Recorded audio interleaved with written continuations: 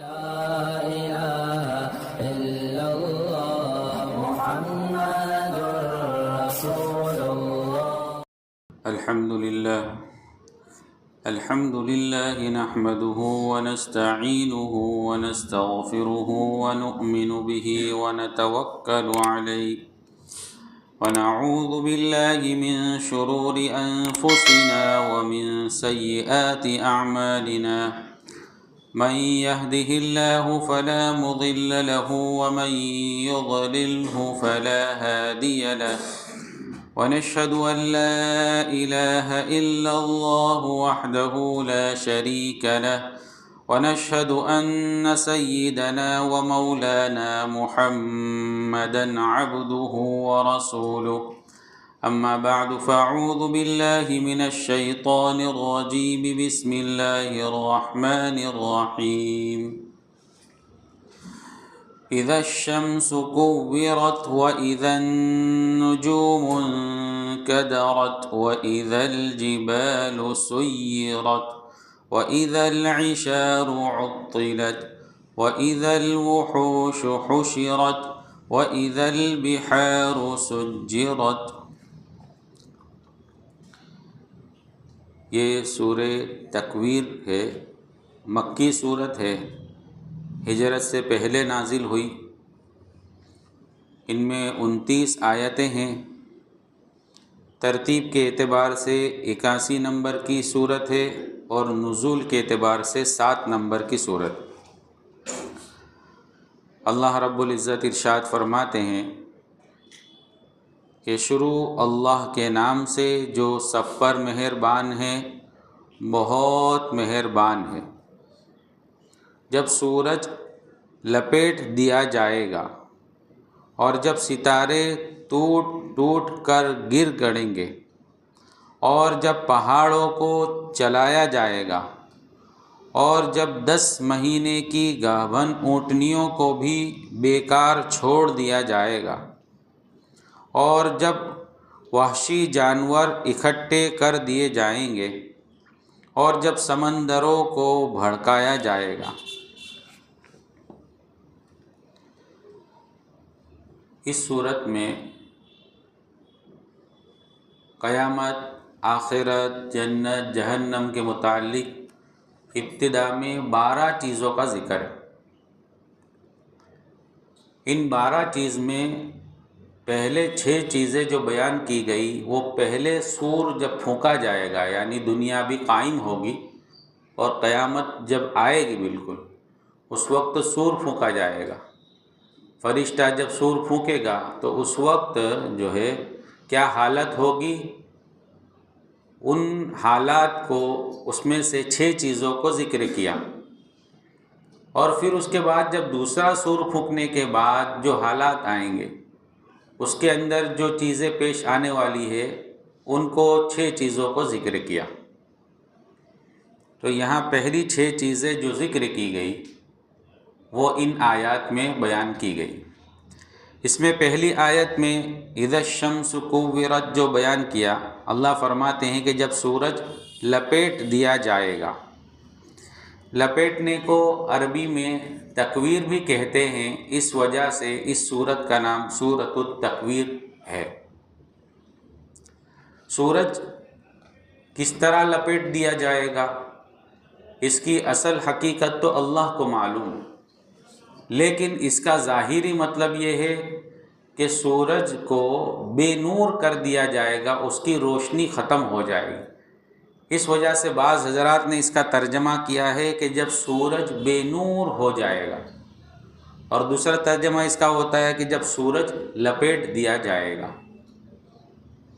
بعض روایات کے مطابق سورج، چاند، ستارے یہ سب دریا میں ڈال دیے جائیں گے اور پھر دریا کے اندر ان چیزوں کے ڈالنے کی وجہ سے جو ابال آئے گا، گویا وہ پورے دریا، ندی سب جو ہے آگ کی شکل اختیار کر لیں گے اور وہ سب جہنم کے ساتھ مل جائیں گے.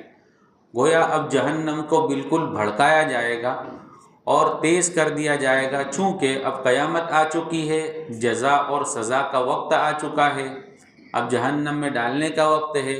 اس وجہ سے جہنم کو بالکل تیار کیا جائے گا۔ تو پہلی آیت میں بیان فرمایا کہ جب سورج لپیٹ دیا جائے گا۔ دوسری چیز بیان فرمائی کہ جب ستارے ٹوٹ ٹوٹ کر گر پڑیں گے۔ ستارے یہ جو ہے آسمان کی خوبصورتی کے لیے ہے۔ بعض روایات کے مطابق جو ہے ستاروں کو ایک شاکل میں، جس کو کہتے ہیں رسی کی طرح ہوتی ہے، اس کے اندر باندھ کر فرشتوں کو تھما کر کھڑا کیا گیا ہے۔ جب قیامت قائم ہوگی، سور پھونکا جائے گا، اس وقت سب مر جائیں گے۔ تو اس وقت فرشتے بھی چونکہ مر جائیں گے، تو اس وقت اب چونکہ مر چکے ہیں تو ان کے ہاتھوں سے جو رسی تھی وہ چھوٹ جائے گی اور ستارے بھی گر جائیں گے اور وہ بھی ٹوٹ پھوٹ کر ختم ہو جائیں گے۔ تیسری چیز بیان فرمائی، اور جب پہاڑ کو چلایا جائے گا۔ پہاڑ جو مضبوط کھڑا ہوا ہے اپنی جگہ پر، قیامت جب قائم ہوگی اور اس کا جو زلزلہ آئے گا وہ ایسا ہوگا کہ پہاڑ بھی اپنی جگہ سے ہٹ کر دوسری جگہ چلے جائیں گے۔ وہ حالت ہی ایسی ہوگی کہ پہاڑ جہاں تھا اب وہاں نہیں رہے گا، بلکہ وہ دوسری جگہ چلا جائے گا۔ تو اس کو کہا گیا کہ جب پہاڑ کو بھی چلا دیا جائے گا، یعنی قیامت کے زلزلہ آئے گا اس وقت۔ پھر فرمایا کہ جب 10 مہینے کی گابن اونٹنیوں کو بھی بیکار چھوڑ دیا جائے گا۔ ایک آدمی جو ہوتا ہے اس کے پاس اگر کوئی قیمتی چیز ہو، سونا چاندی جواہرات ہیرے موتی، تو اس آدمی کے پاس، جس کے پاس یہ چیزیں ہیں، ان چیزوں کو بڑی حفاظت سے رکھتا ہے، ان کی حفاظت کا انتظام کرتا ہے، اس کا خیال رکھتا ہے کہ کہیں چوری نہ ہو جائے۔ عرب میں اس زمانے میں سب سے قیمتی چیز اونٹنی ہوا کرتی تھی، اور اونٹنی میں بھی وہ اونٹنی جو گابھن ہو یعنی حاملہ ہو، اور حاملہ کے اندر بھی اس سے سب سے زیادہ قیمتی وہ حاملہ اونٹنی جس کے پیٹ میں 10 مہینے ہو چکے ہو، 10 مہینے کا بچہ ہو۔ یعنی 10 مہینے میں عام طور سے اونٹنی جو ہے اپنے بچے کو نکالتی ہے، جنم دیتی ہے، جنتی ہے۔ تو سب سے زیادہ قیمتی ان کا مال ان کے نزدیک اس وقت اونٹنی، اور وہ بھی 10 مہینے کی گابن اونٹنی، یعنی سب سے قیمتی مال، جس کو ہم ہیرے موتی کہہ سکتے ہیں کہ ہمارے پاس اگر ہیرے موتی ہو تو ہم اس کا کتنا خیال کرتے ہیں۔ تو اس طرح 10 مہینے کی گابن اونٹنی کو جو ہے عرب کے لوگ اس کی حفاظت کیا کرتے تھے کہ کہیں ضائع نہ ہو جاوے، کہیں کوئی تکلیف نہ ہو جاوے، کہیں کسی وجہ سے اس کے حمل کے اندر نقصان نہ ہو جاوے، چونکہ اب جو ہے وہ بچہ دے گی، وہ بھی ایک قیمتی چیز، پھر اس کے بعد وہ دودھ دے گی، وہ بھی بڑی قیمتی چیز۔ تو اس وجہ سے اس کی عرب لوگ بڑی حفاظت کیا کرتے تھے۔ تو اللہ نے اس کو مثال میں بیان فرمایا کہ جب قیامت کا دن قائم ہوگا تو حالت یہ ہوگی کہ 10 مہینے کی گابھن اونٹنی کو چھوڑ دیا جائے گا، اس کی طرف کوئی توجہ نہیں ہوگی، اس کو کوئی دیکھنے والا بھی نہیں ہوگا۔ یعنی اتنا قیمتی سامان کو بھی لوگ چھوڑ دیں گے، چونکہ وہ حالت ہی ایسی ہوگی قیامت کے زلزلے کی۔ فرمایا کہ 10 مہینے کی گابھن اونٹنی کو بیکار چھوڑ دیا جائے گا، اور جب وحشی جانور اکٹھے کر دیے جائیں گے۔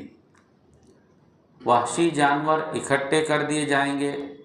عام طور سے جب بھی کوئی مصیبت اور تکلیف آتی ہے، وبا آتی ہے، تو لوگ ایک طرف جمع ہو جاتے ہیں، ایک ساتھ ہو جاتے ہیں تاکہ کوئی ایک دوسرے کی مدد کر سکے۔